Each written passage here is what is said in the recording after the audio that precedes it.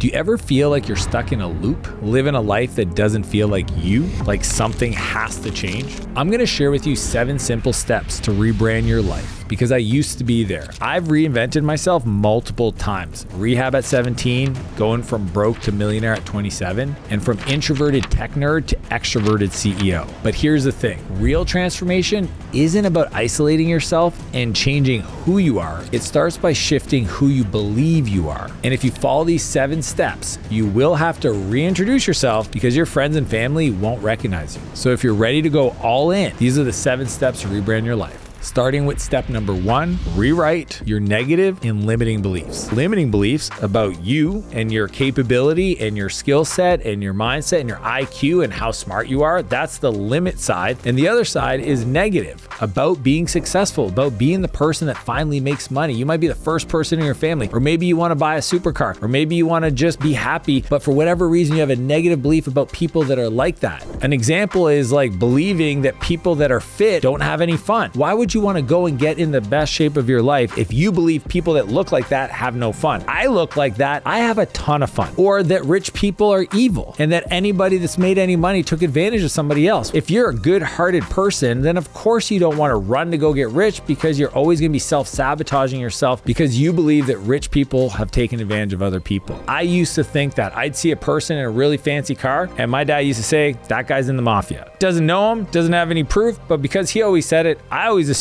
if somebody was driving a nice car, they got to be in the mob. What's crazy about having these beliefs, it's kind of like climbing a ladder with a 250-pound backpack filled with rocks. It makes life so much harder. And if you don't believe that you deserve more, you don't believe you can become more, you have negative beliefs about being successful or limiting beliefs about what you can do, it's hard to win. And what I've learned is you'll never get a penny more than you think you deserve. See, people think it's about what you have in your environment. It's not. It's your mindset. It's what you believe you deserve. If you don't believe you deserve something, you'll work really hard to get rid of it. I see it happen over and over again. Here's how you bust those beliefs. Number 1, is it really true? Is it really true that people that are incredibly healthy and look fit don't have any fun? Is it always true? People that are rich, are they all evil? You thinking you're not smart, is it really true? Have you ever learned something? Yes. Well, that means you can learn more. You can become smarter. The second thing is, where did that belief come from? Either limiting or negative belief. Who taught it to me?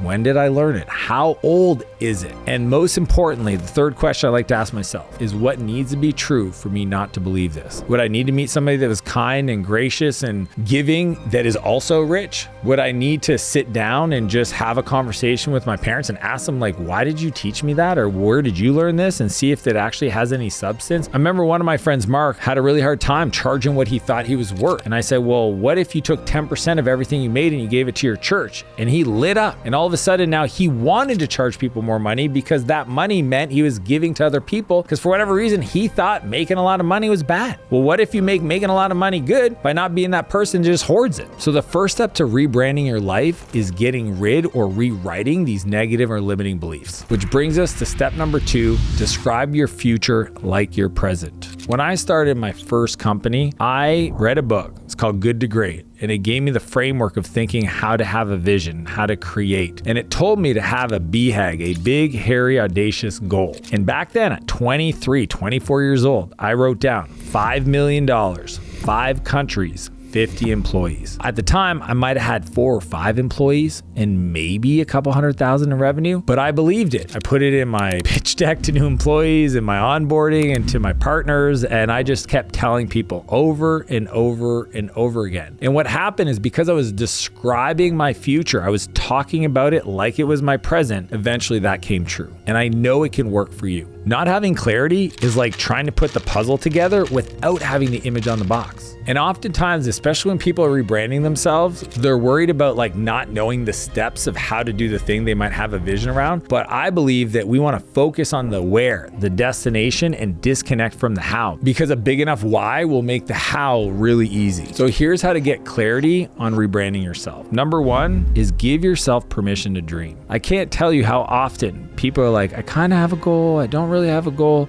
or am I okay to ask for this? Yes. See, you can only go as big as you allow yourself to dream, and most people have never been given permission. So do it for yourself so that you can see what's possible. Play with it. Call it a dream. Disconnect from having to commit to any other person that you want to do it. But just like a coat, try it on, see how it feels. And if you get really excited about it, use that energy to keep pushing it forward. The second is you have to shop your dreams. If you have a desire to drive a really cool supercar or stay in really great hotels or live in a beautiful home, I want to encourage you to get in those places. That's why I run my youth program, King's Club, and we always do a car show after, because I want the kids to sit in these cars, hold the steering wheel, take a picture of their hands on the steering wheel, and really get in the energy, the smell, the feeling of getting that car. Like I was no different than them, and here I am sharing my car with them, and they can have it for themselves. I would highly encourage you to go and shop your dreams. And the third step is to visualize your dream. Get really clear visually around your goals and your dreams so that you can see it. See, your mind doesn't think in words. It doesn't think in conversations. It literally sees the world through pictures. And what you have as a picture that you visualize will act like a heat-seeking missile to go accomplish it. You'll have people show up in your life that'll introduce you to opportunities that'll bring you closer to your dreams. And you'll be like, how'd that person show up in my life? It's not that they just magically showed up. It's because you were paying attention, because you were always resetting your focus. What you focus on will grow. And that's why I tell people to have this thing called the rule of 300. It's 100% clarity, 100% belief, 100% of time. To the degree that you can have clarity around your dreams and believe it's possible is the speed it will come into your life. Which brings us to step number 3, shift your identity. This one's a tough one for a lot of people, but I personally learned that I will never outperform the way I see myself. I don't believe that I have the beingness of a person that's successful. Then I will always try to find ways to push it away because I don't feel like I deserve it. See, most people think once I have the cool job, I'm the entrepreneur, I have the nice car, then I get to do the stuff, and then I'll be that person. I will be successful. The crazy part is you gotta flip it. You have to flip it to I will be the person who acts that way, that's in the energy of abundance, that is always being helpful, that is considered successful, even if I have no evidence or proof. And that will give me opportunities to do the activities that I want to do, that I want to be like, then get to have the stuff that comes with being that way. See, most people think it's about doing, it's actually more about being. The reason why that works is because you don't create success, you attract success by becoming an attractive person. Other people want to see you win. Think about it. I've got Mr. Grumpy Face here and I got Mr. Happy Face there. If you were going to help one of these two people, which one would you pick? Probably Happy Face. It's that simple yet that powerful. Your reality and your world is the byproduct of your most dominant thoughts, actions, and beliefs. If you believe that you are that person, that beingness, then you will have that reality and that experience. And the cool part is that even if you have no money, you can feel this way. It's kind of funny because I learned that when we write things down, it helps ingrain it. And for years, I wrote down, I'm an Ironman, and I didn't even know how to swim. And eventually I ended up doing my first half Ironman and then eventually full Ironman, and since then I've done about 6 Ironmans. And right now I've been writing down, I am a billionaire. I'm building a new company called Martel Ventures. It's an AI venture studio where we help incubate new software ideas, and that is the path to becoming a billionaire. The whole point is getting comfortable with the label billionaire, Ironman, successful, or rich. I have friends that cannot say I'm rich. They just are allergic to it. It just feels weird saying that. I'm like, dude, you're worth like 50 million. You're rich. Why can't you say that? It's just facts. Get okay working on your identity. The best way to lock this in is to ask yourself, who do I need to become to achieve this goal? Who do I need to be? How do I need to act to achieve my vision? What kind of person easily attracts and creates that kind of future? That's the question. That's why the third step of rebranding your life is identity, because you have to believe that that new life is who you are before you have any proof that it exists around you. Which brings us to step number 4, get obsessed with the process. I remember reading this once. If you're not obsessed, you're just interested. And interested people watch obsessed people change the whole world.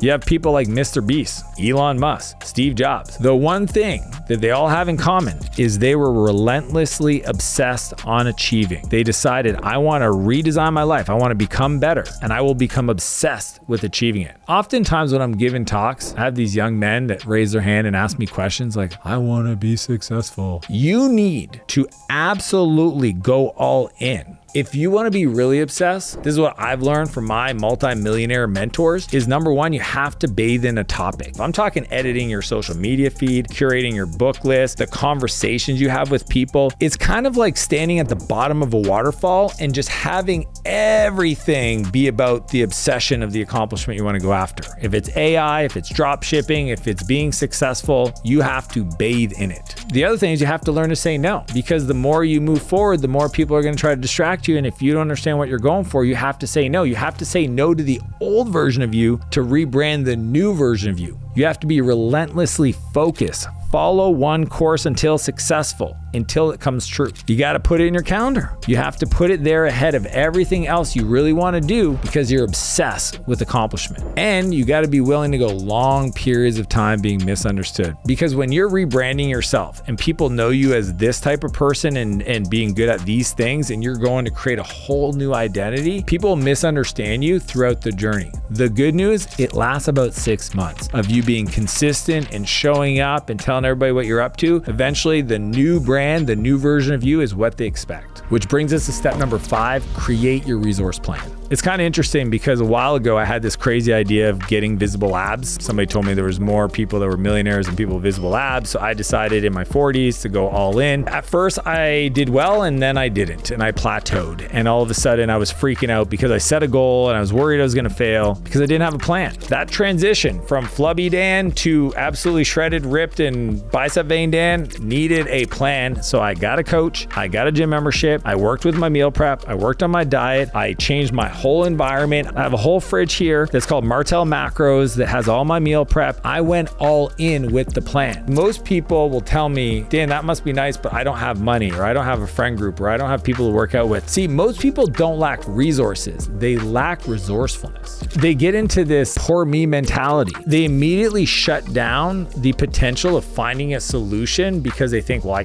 don't have the thing. I've got a really cool car, and if I offered you to buy this car for $50, you'd go find the $50 if you didn't have it. If I told you go find a new group of friends to support you in your gym, you would go find that new group of friends. You would be resourceful. Especially when you're rebranding yourself, you need to list all the resources you need to achieve your vision. Some of the questions I like to ask: who do you need around you? The people, the environment. What are the tools that will help? What are the devices to help you? What are the books, courses, or podcasts that you need to read and consume and study to build the plan? And where do you need to spend more time? Where do you need to start saying no to and saying yes to other areas so that you set up your environment to win? My philosophy is you want to spend more time with people chasing a common future instead of people with a common past. Which brings us to step number 6, upgrade your language. The other day, I was hosting this event called the Social Selling Summit, and a woman asked a question, and I said, well, what's your goal? And she said, I'd like to maybe like 2 million in 12 months. Is that realistic? Let's talk about the question mark on confidence or certainty around hitting that goal. Your words will create your future. Essentially, you become your conversation. If you're not using language that is certain,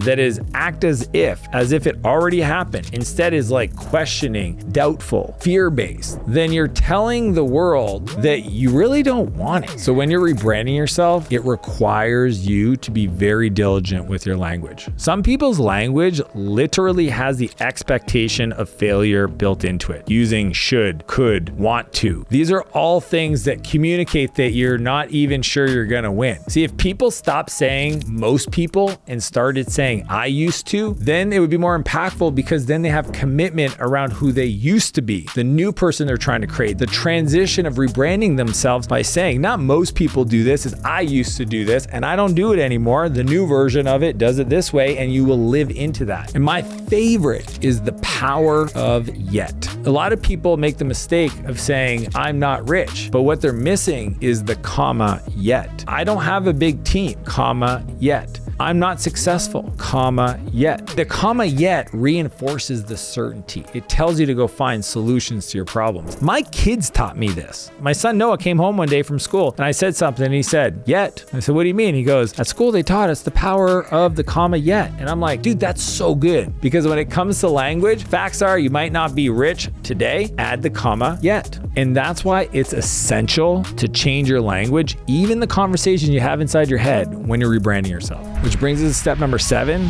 say goodbye to the old version of you. The fun part is reinvention isn't about abandoning who you are. It's about upgrading. Think of it like software programs. You build new code, you don't delete all of your code, you just fix the bugs. The point is to become more of who you are, the best parts of you, and less of the areas that cause you issues. Doing that is gonna have other people thinking, who do you think you are? And saying things that are gonna hurt your feelings. I'm not responsible for those people's stories. I think we have to learn to normalize leaving people in the reality they've chosen. And on that, when you see people you haven't seen in a while, don't let them speak your past over you. It's kind of like, I used to go out east where I grew up and I would see people and they'd be like, hey, remember when you were doing this and doing this and doing this? It's like, that's not who I am anymore. I don't let people speak my past onto me and talk about how I was, because that's not who I am. Funny enough, when I see people as a joke, I usually say, hey, I'm Dan Martell. Let me reintroduce myself. Because I've been going through so much growth and change and trying to evolve as a person that the person they knew fundamentally isn't the same version. And when we do that, we burn the boats. We make it so that there's no going back. When I decide to get in the best shape of my life, that is the new version of me. And if I used to hang out with you and go out for wings and drink a bunch of beer and now I don't drink anymore, I don't need to hear those stories about a person that I am no longer. When you rebrand yourself, you have to let the old person die. And it can go even further. For example, if you got in shape and your clothes is baggy, you need to throw out your old clothes. The other day I was at an event and somebody introduced themselves and showed me their belt buckle, because I always talk about belt buckles and bank accounts. And they were on the last hole and I said, okay, now we do this. Give me your belt. He's like, why? I said, give me the belt, take it off. Are your pants gonna fall? He goes, no. I said, well, give me your belt. And I took his belt and I said, I will buy you a new belt. This belt is dead. You need to go find one that fits you. Most people keep their big clothes around just in case. No, donate it, go buy new stuff. If you all of a sudden came into money, go close your line of credit. You don't need it anymore. Decide to burn the boats. Make a commitment to the new you, that mindset and identity. If you do those things, it will stick. I understand rebranding and reinventing yourself sounds scary, but it's also exciting at the same time. And the thing I really want you to consider is that most people think you can live for others or you can live for yourself. But living for yourself means you can be more for others. You just have to keep on going. Now, if you want to go deep on the rule of 300 and how it'll save you 15 years of your life, click here and I'll see you on the other side.